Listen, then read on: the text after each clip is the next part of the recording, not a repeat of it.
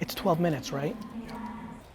Is every talk 12 minutes? I don't know. Joe Namath wore number 12 for all you Jet fans at home.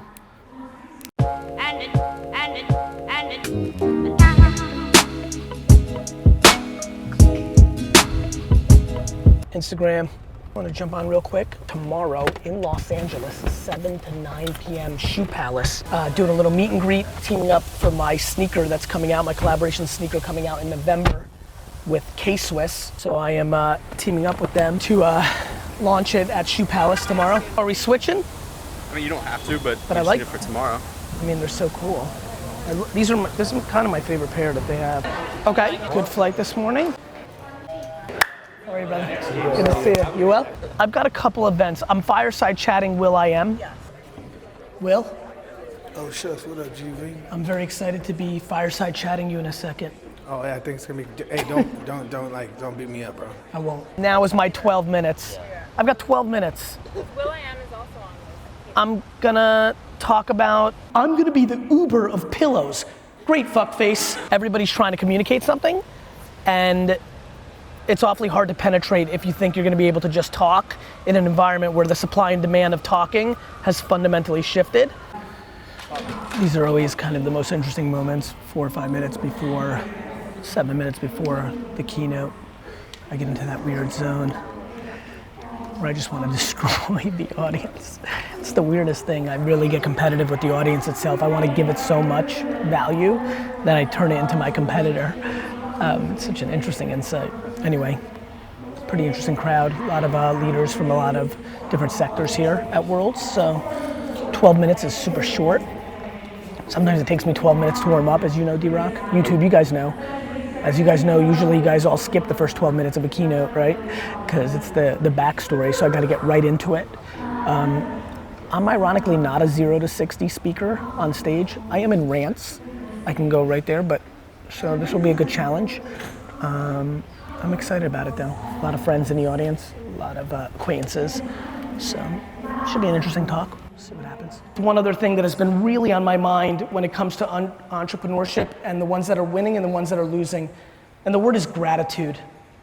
I am stunned by people's ability to complain about dumb shit. I wish every one of you, if I could wish any fictional thing on you right now, I wish that your great-great-great-grandparents would come up, be alive, look you dead in the face, and say, you're a fucking asshole. Of stuff.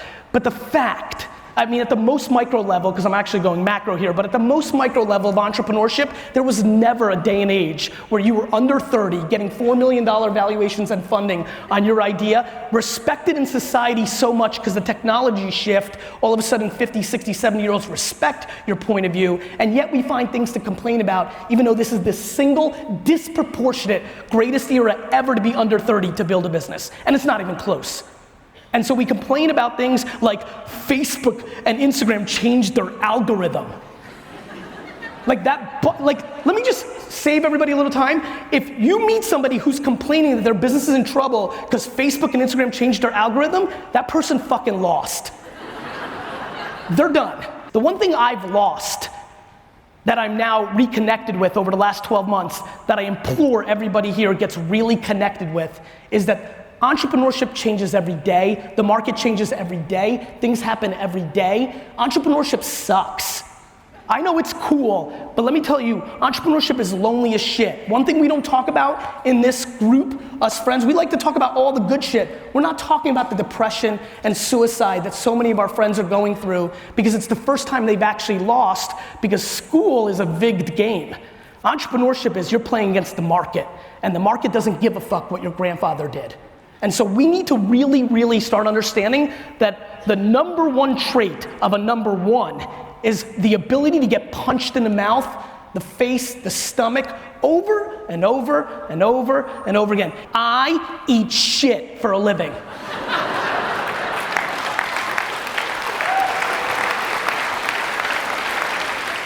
And your ability in this room, if you aspire or continue to be an entrepreneur, your ability to eat shit is the quickest indicator of where you end up, because it moves, it changes, and we're treating it like this awesome lifestyle thing, putting bullshit fucking photos on Instagram like it's so fucking rad.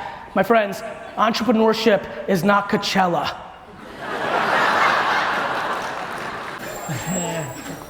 They're like, it'll be no problem. So It's, many luxury venues and it's actually. How you doing? hey, really good. How are you? Good. Tim? Yeah. Gary. Welcome. Alrighty. So, what's your favorite thing about this summit, about Worlds? The people.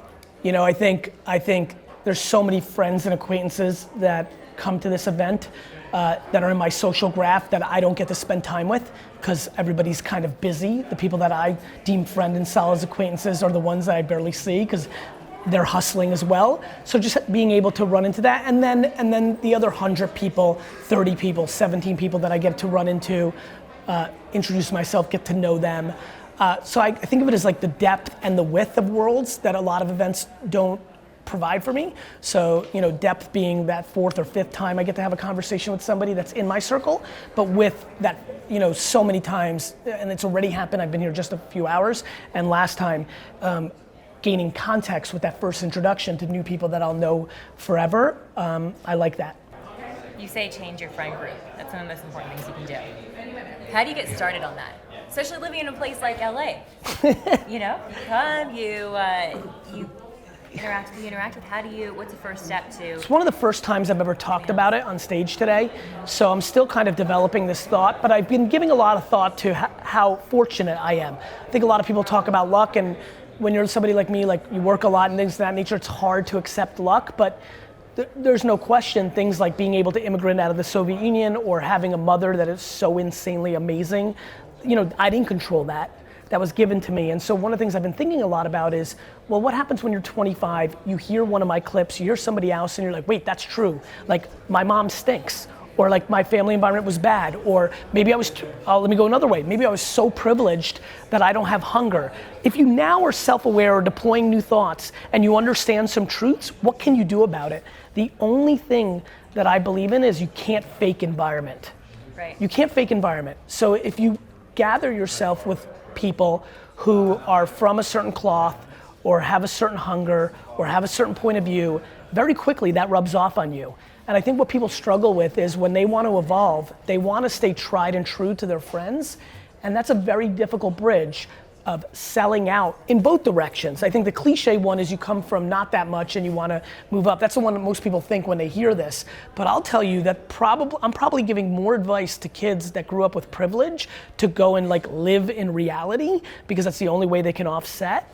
And that's super hard too, because breaking your patterns is extremely difficult. And but if you're unhappy with your situation, you've got to change a pattern.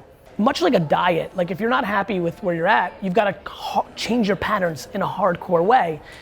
I just believe in that in life, and that is just not a conversation that people are having. It's not a very politically correct conversation. I think I'll be historically correct, so I'm willing to take the short-term pushback for the long-term success.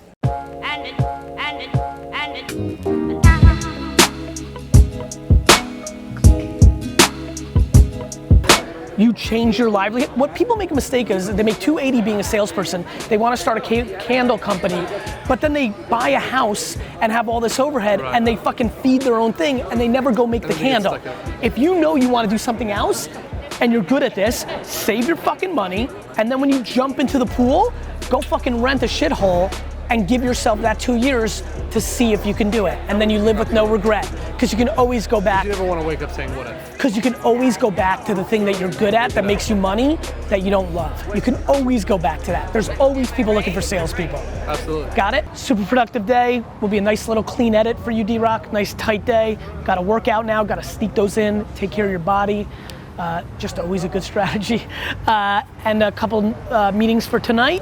Reload for tomorrow. Just got done with an incredible, I don't know if you filmed it, D-Rock probably did, that's how you roll, but I saw you bullshitting with Tyler, so maybe you didn't, but if you did, just got done with an incredible recruitment call. We're super fucking passionate about you.